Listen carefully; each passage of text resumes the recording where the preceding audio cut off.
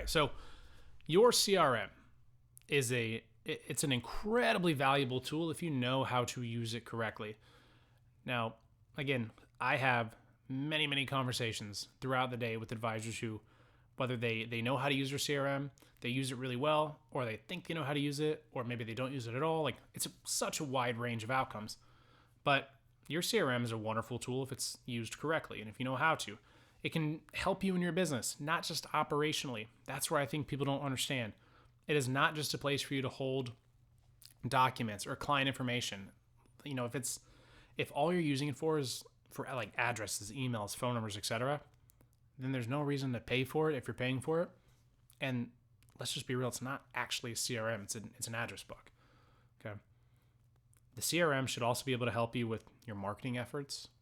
It should be able to help you with your sales process.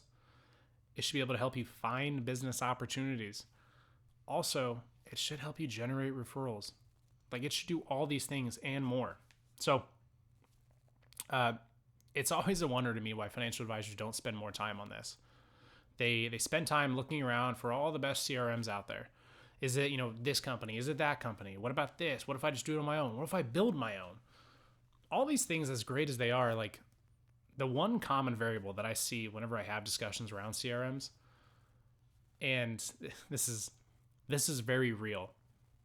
9 out of 10 times when an advisor asks me what the best CRM is for them to use next or moving forward, my answer is always the CRM that you're actually going to use. It doesn't matter what it is, just use it. Like, anyways, let's break down what your CRM should be doing for you or could be doing for you. Now, I've got this segmented out here, so there's going to be some bookmarks here. You've got, first and foremost, the operations piece. Okay, your CRM, at the end of the day, it's an operational tool. That's what it was initially built for, and it's been layered onto on top of it. But the CRM, operationally, it should be able to maintain all of your client information. This is their personal information, their name, email, social security numbers, all that. It's going to be their financial information, their account numbers, their policy numbers, their statements. It's going to have all that. It should also hold the information on their beneficiaries.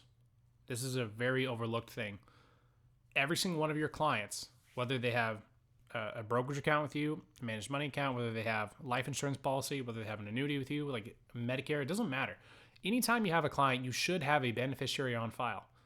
It is BOGO when it comes to clients. I shouldn't say BOGO.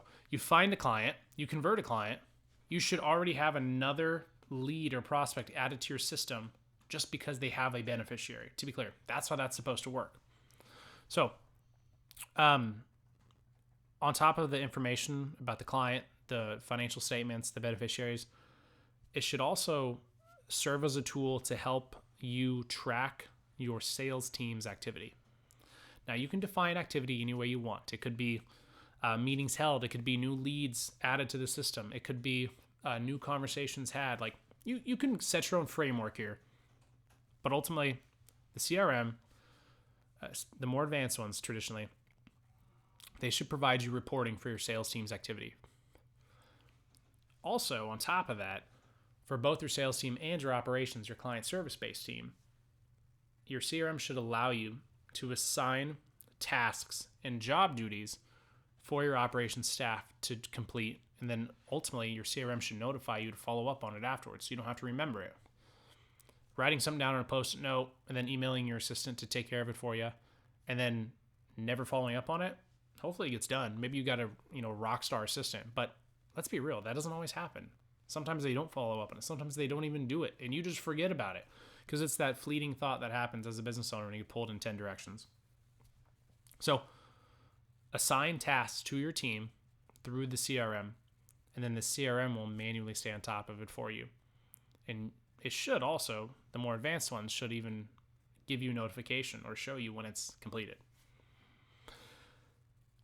On the operations piece as well, I am so firmly in belief of documenting every single client interaction you have.